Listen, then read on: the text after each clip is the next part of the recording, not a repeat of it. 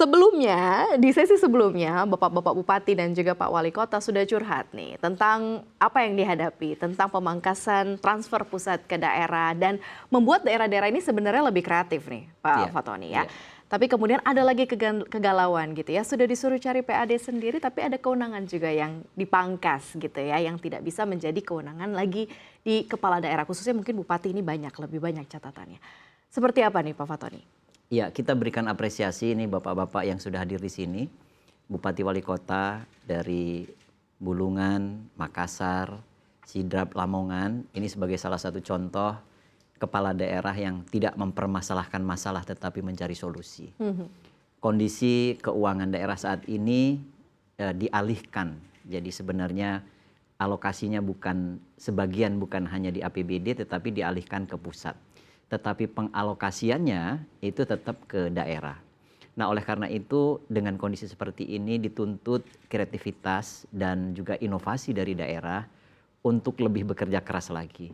Dengan kondisi ini maka ada dua yang bisa dilakukan. Yang pertama mengoptimalkan sumber-sumber pendapatan, kemudian mengencangkan belanja. Belanja-belanja yang tidak perlu, belanja-belanja yang boros, belanja-belanja yang tidak prioritas dipangkas. Namun di sisi lain, pendapatan harus dioptimalkan. Nah, kalau kita melihat dari sisi PAD, pendapatan hasil daerah, maka paling tidak ada 5 upaya yang bisa dilakukan. Yang pertama dengan intensifikasi. Tadi juga sudah disebutkan, banyak sumber-sumber yang ada ini yang belum maksimal. Dan ini masih bisa kita tingkatkan. Misalnya saat ini pajak kendaraan bermotor, itu kabupaten kota mendapatkan option, jadi langsung diberi gitu Mbak. Nah, tadi juga disampaikan realisasinya masih rendah. Kalau ini kabupaten kota bersama dengan provinsi bersama-sama menggenjot ini, itu tentu juga akan naik. Sama dengan juga pajak hotel dan restoran, itu peluangnya masih besar sekali. Tentu masih ada kebocoran-kebocoran, itu yang perlu kita tangani. Kemudian juga tadi kita bisa melaksanakan event-event yang tadi Makassar juga sudah menyebutkan, agar berdatangan tamu-tamu dari luar, ini juga bisa meningkatkan ekonomi, meningkatkan pendapatan asli daerah. Kedua, dengan melakukan ekstensifikasi. Ini menggali sumber-sumber pendapatan yang selama ini belum digali. Nah, ini juga masih banyak yang bisa dilakukan. Kemudian yang ketiga, peningkatan kualitas sumber daya manusia juga penting. Karena di bidang PAD, di bidang pengelolaan keuangan, ini masih ada keterbatasan sumber daya manusianya. Ini bisa ditingkatkan dengan melakukan sertifikasi, bintek, peningkatan kapasitas, dan upaya-upaya lain. Kemudian yang juga tidak kalah penting yang bisa dilakukan adalah dengan cara melakukan elektronifikasi atau digitalisasi. Ini agar pendapatan itu bisa lebih dimonitor langsung, juga bisa real time, bisa dilakukan pengawasan, dan dari situ juga bisa dicegah kebocoran-kebocoran, bisa dimonitor. Tetapi juga melakukan pengawasan itu juga penting dilakukan. Kemudian yang kelima, ini yang juga sudah dilakukan oleh bapak-bapak di sini adalah melakukan inovasi terobosan-terobosan. Banyak sekali terobosan yang bisa dilakukan. Dan yang lain adalah bagaimana kita berusaha menarik investasi, mempermudah perizinan. Tadi juga disebutkan dengan membuat BUMD.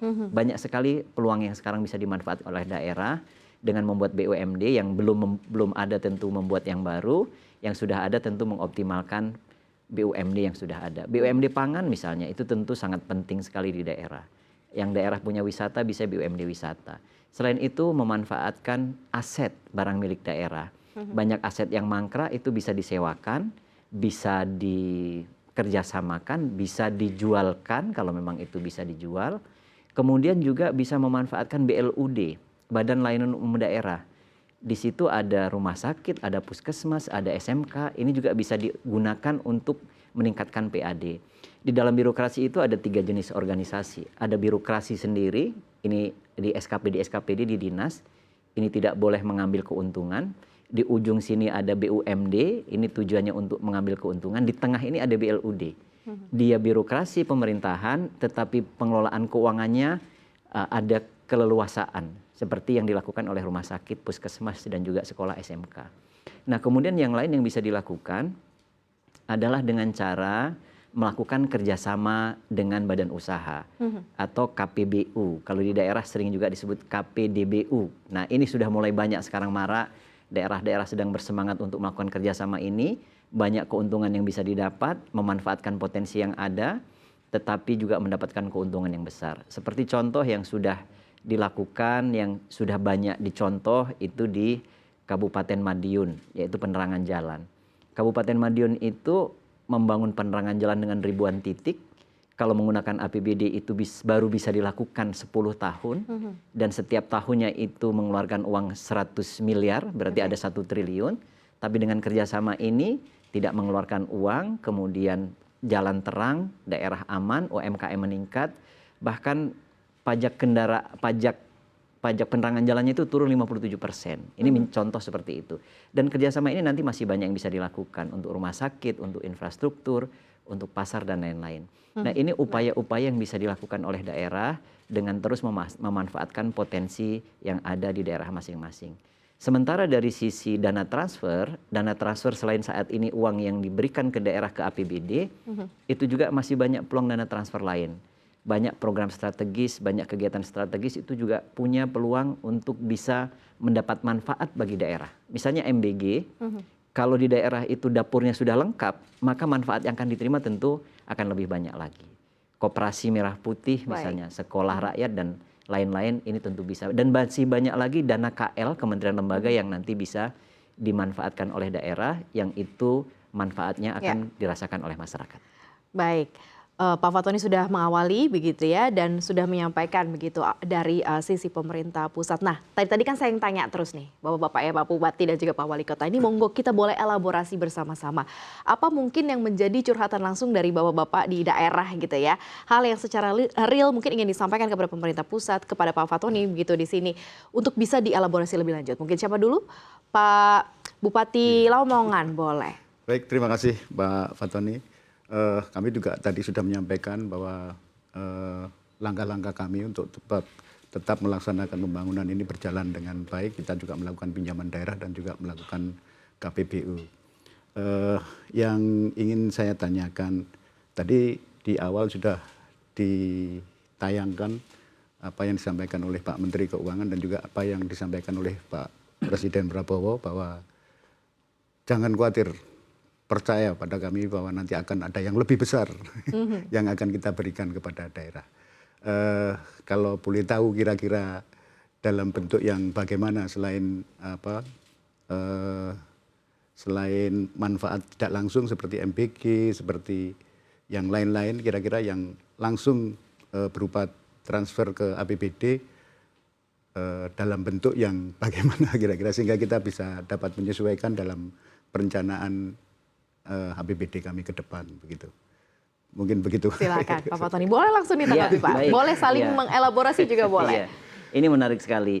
Jadi banyak sekali peluang-peluang itu yang tadi saya sebut dengan dana KL, dana kementerian lembaga. Jadi kementerian ini Bapak Ibu Bupati, Wali Kota, dan juga Kepala Daerah, ada dana misalnya di KL itu, di Kementerian Pendidikan misalnya, ada dana revitalisasi. Ya, betul. Nah, itu bisa, itu banyak sekali nanti yang bisa diterima oleh masyarakat. Kemudian di Kementerian Kesehatan misalnya pembangunan rumah sakit dan juga alat-alat, itu juga ada. Ada lagi yang disebut dengan insentif fiskal atau DID kalau dulu, dana insentif daerah. Itu juga ada di Kemendagri untuk anggaran tahun depan itu disiapkan dana 1 triliun. Nah, bagaimana mendapatkan dana insentif fiskal ini? Yaitu dengan cara berprestasi, bekerja keras. Nanti ada bidang-bidang tertentu. Bapak Menteri Dalam Negeri sudah menghitung kalau saja per daerah nanti provinsi per bidang dikasih 3 daerah, kota misalnya 5 daerah, kemudian kabupaten 10, berarti di Kemendagri bisa ada sekitar 22 kategori untuk memberikan uang kepada daerah. Kalau per daerah dikasih 5 miliar misalnya gitu. Nah, nanti bidang-bidang kinerjanya nanti akan ditentukan, misalnya penanganan stunting, misalnya seperti itu. Kemudian pertumbuhan ekonomi yang tinggi dapat penghargaan, penanganan kemiskinan ekstrim, atau penggunaan produk dalam negeri, dan bidang-bidang itu nanti juga banyak. Di Kementerian Keuangan juga ada insentif fiskal ini. Jadi itu peluang-peluang yang bisa dimanfaatkan, dana-dana KL, kemudian insentif fiskal, dan juga nanti akan ada kejutan-kejutan lain, misalnya infrastruktur. Infrastruktur di Banpres itu juga nanti akan ada rencananya seperti itu. Oke, baik. Ini mungkin case-nya dari Iya. Lamongan ya, Pak Bupati ya. Kalau dari Makassar, Pak Wali Kota, gimana Pak? Baik Pak. Biasanya dalam sistem pengelolaan kalau kita di perusahaan tentu akan sangat bergantung dengan orang Pak, people. Iya. Ya. Nah, dalam persoalan kita di sini di daerah, kewenangan itu pun sudah tertarik semuanya Pak untuk mengganti orang-orang dalam memposisikan orang-orang di dalam jabatan itu. Tentu ini merupakan salah satu hambatan yang harus kita lakukan untuk menunggu dalam rangka proses untuk mereview orang-orang ini Pak. Ini waktunya bisa panjang, bisa sampai setahun, sementara kita ini mau lari kencang. Kalau kita tidak match dengan people yang ada, ini tentu sedikit akan menghambat laju kita. Nah, pertanyaan saya, bagaimana Bapak melihat kondisi yang ada dengan keadaan yang seperti ini? Itu yang pertama. Yang kedua, kami mencoba untuk membuat belanja itu menjadi belanja yang ditujukan kepada belanja lokal. Kami mau belanja lokal. Artinya APBD ini kalau bisa 50% kita belanja di lokal dan 50% itu kita pakai untuk UMKM. Nah, tapi persoalan yang ada kadang-kadang UMKM-nya ini yang tidak siap. Nah, lalu harus mengakses ke kebutuhan ke industri keuangan yang lainnya. Nah, ini kan seperti apa telur dan ayam untuk melakukan itu. Itu seperti apa Pak Tony melihatnya? Iya, langsung ini Mbak. Monggo, silakan Iya. Pak Tony. Ini menarik. Jadi memang penting dalam sebuah organisasi itu SDM. Organisasi itu intinya adalah manajemen, manajemen itu adalah leadership. Maka leader-leader di pemerintahan berbagai level itu yang perlu diperbaiki. Tentu mulai dari kepala daerahnya. Kalau kepala daerah yang punya kompetensi, tentu akan sangat menentukan kemajuan dan kinerja daerah. Yang belum tentu harus belajar. Begitu juga level berikutnya, sekdanya, kepala OPD-nya, kemudian bagian-bagian yang lain camat lurah itu juga sangat menentukan. Oleh karena itu tadi Pak Wali Kota menyampaikan penting sekali untuk menempatkan orang di posisi yang tepat. Banyak orang hebat tetapi di posisi yang tidak tepat tentu juga tidak banyak bermanfaat.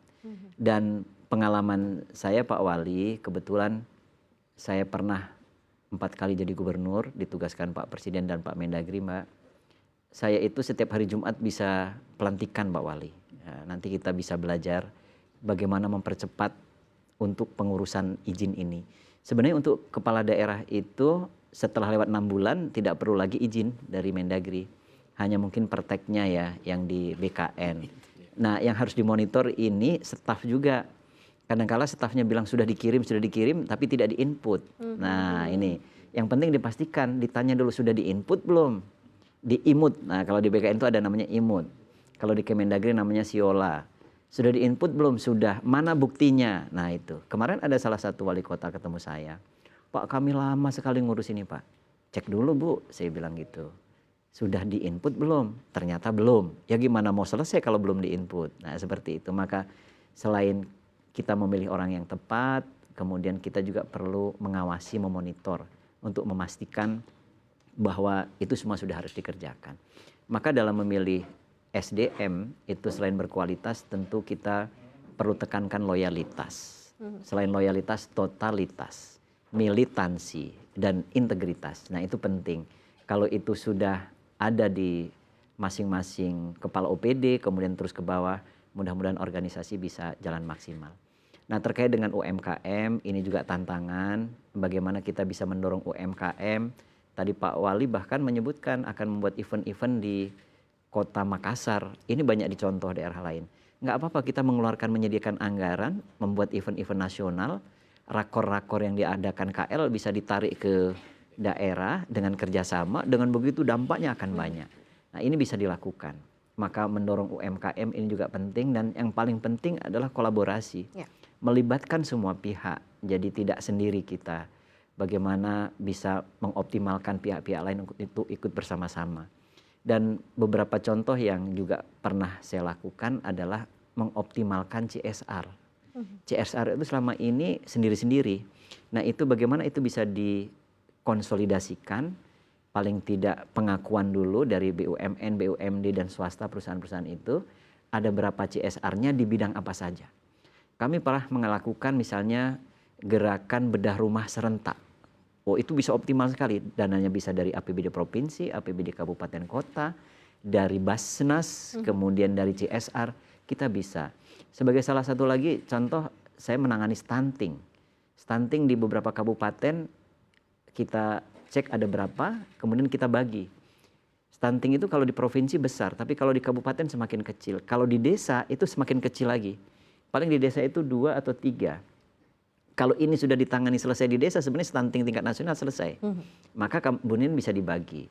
Misalnya di Kabupaten A, kalau di tingkat kecamatan, di kabupaten tentu di kecamatan. Di kecamatan A ada berapa stunting?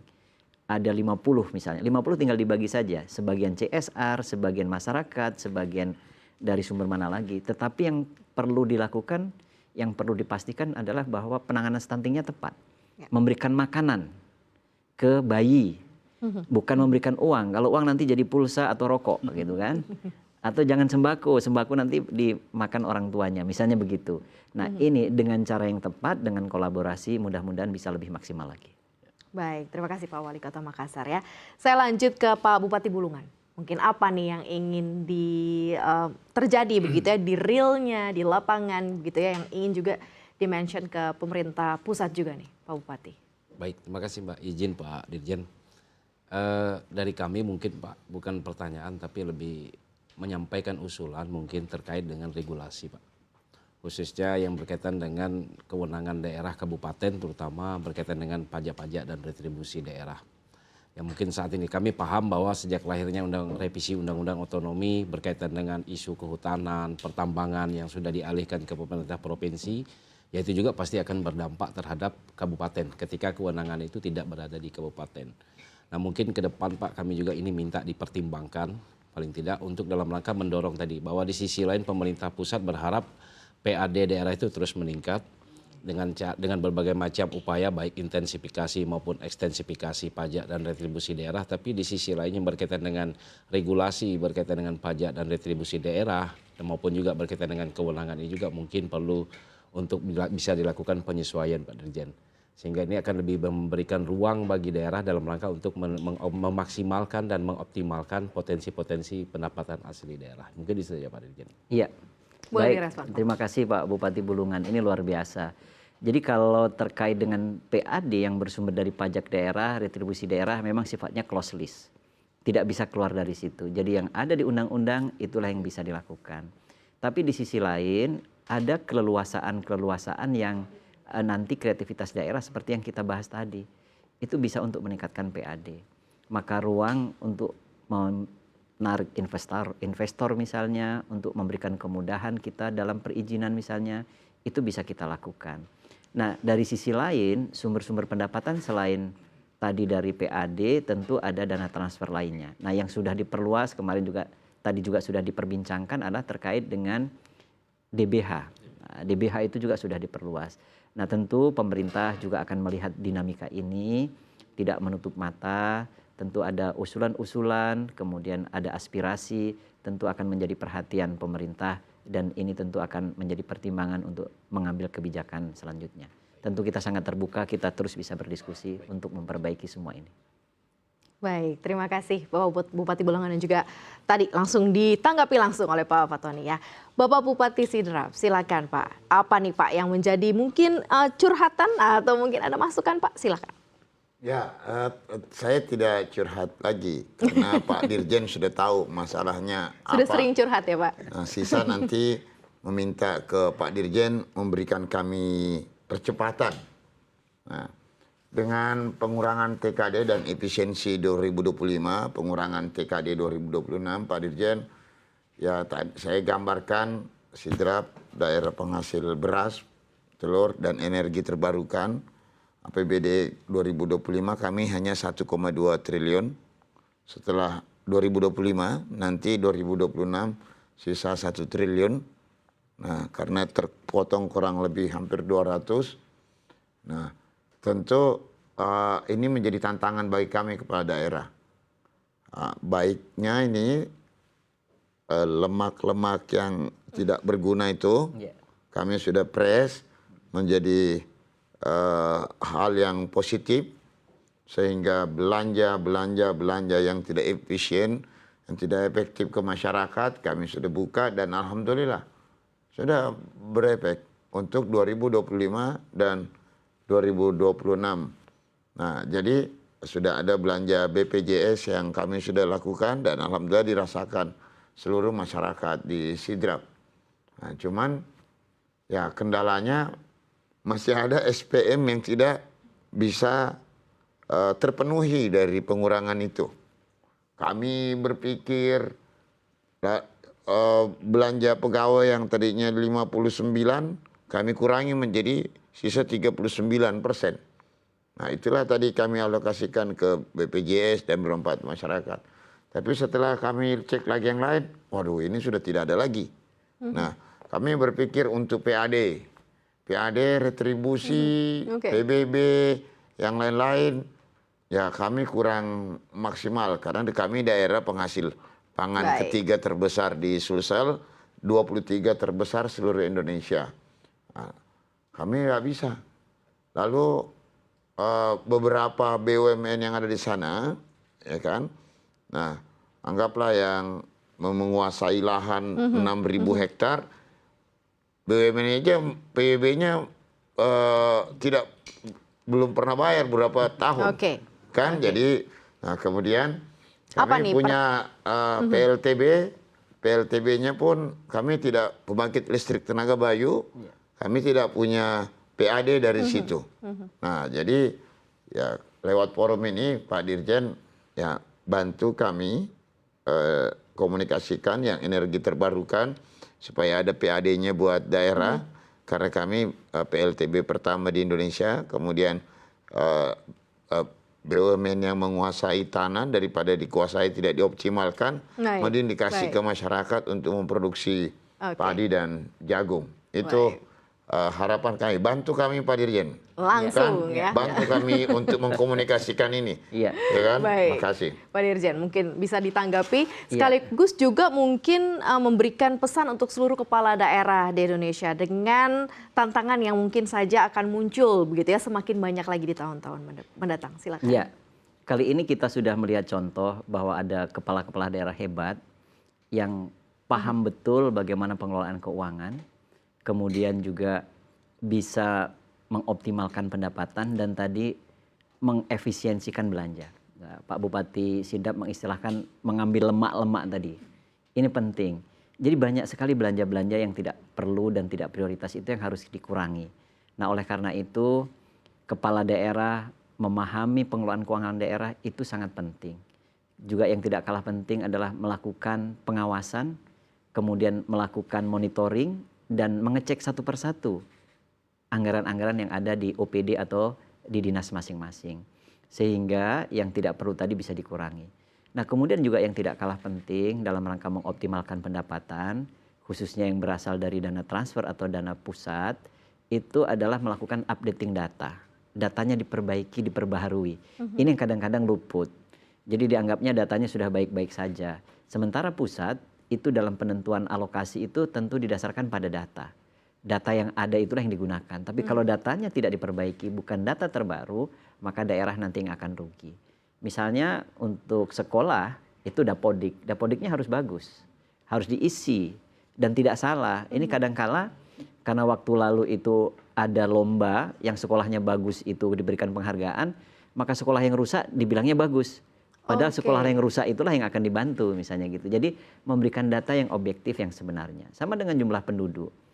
Misalnya jumlah penduduknya tidak menggambarkan jumlah penduduk yang sebenarnya, silahkan dipercepat untuk perekaman data. Kemudian mengkonsolidasikan yang tinggal di situ tapi belum punya KTP di situ, itu juga bisa diganti KTP-nya. Dan yang menarik ada salah satu kabupaten di Maluku, banyak sekali pendatang yang bekerja di situ, tinggal di situ, tapi belum KTP di situ. Kemudian diwajibkan untuk punya KTP di situ. Dan itu juga menjadi indikator dalam penentuan dana-dana yang ada di pusat. Maka updating data, kemudian kita mengupgrade data, mengupdate data, itu bisa kita lakukan. Terima kasih banyak. Ini sudah ada banyak gambaran sekali begitu ya apa yang disampaikan dari masing-masing kepala daerah. Mudah-mudahan setelah ini bisa menjadi salah satu koneksi yang baik ya antara pusat dan juga daerah, menjadi penyambung juga begitu ya. Jadi lebih saling bersinergi, walaupun mungkin harus ada peraturan daerah atau perubahan peraturan begitu ya dari pusat ke daerah yang mungkin kalau kata anak sekarang makin dar-der-dor begitu ya, tetapi semuanya bisa dikomunikasikan dengan baik.